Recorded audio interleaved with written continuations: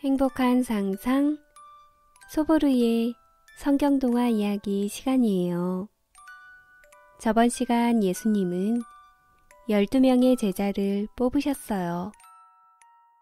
그리고 제자들은 예수님이 어디를 가든지 따라다녔지요. 오늘의 이야기는 가나라는 작은 마을에 혼인잔치가 열렸는데 이곳에서 예수님은 사람들과 제자들에게 첫 번째 기적을 보이셨다고 해요. 과연 어떤 기적일지 우리 한번 성경 속으로 들어가 볼까요? 6화 예수님의 첫 번째 기적. 가나라는 작은 마을에 혼인잔치가 열렸어요.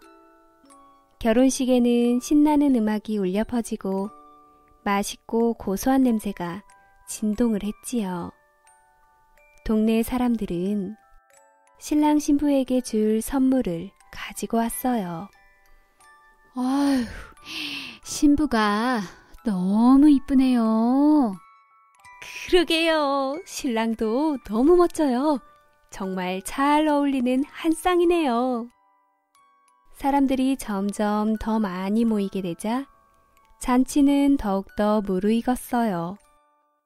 사람들은 포도주에 취해 즐겁게 이야기했지요. 정말 축하해요. 행복하게 잘 살아요. 이 집 포도주가 아주 그냥 기가 막히네요. 와주셔서 감사합니다. 마음껏 즐기세요. 혼인잔치에는 예수님과 예수님의 어머니 마리아, 그리고 예수님의 제자들도 혼인잔치에 참석했어요. 그들도 먹고 마시며 한창 잔치를 즐기고 있었죠.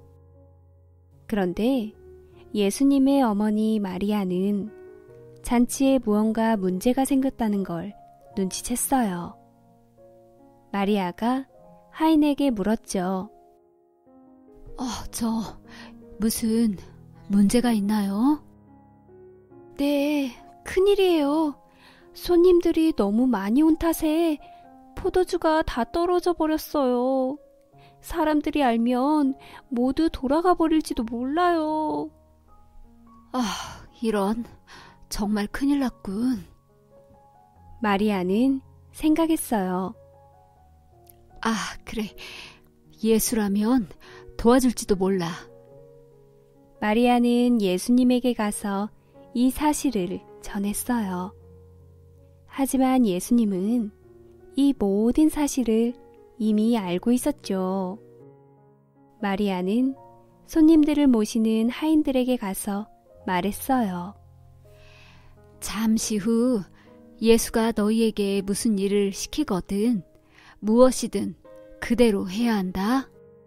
네, 알겠습니다. 이스라엘 사람들의 집 대문 옆에는 큰 항아리가 있었어요. 그 항아리에는 발 씻을 물이 들어 있었지요.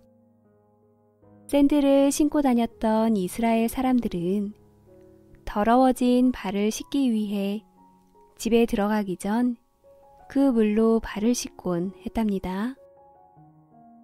혼인잔치가 한창인 지금은 손님들이 거의 발을 다 씻었기 때문에 항아리에 물이 없었어요. 예수가 하인들에게 말했어요. 저 6개의 항아리에 물을 가득 채우시오. 하인들은 예수님이 시키는 대로 했어요.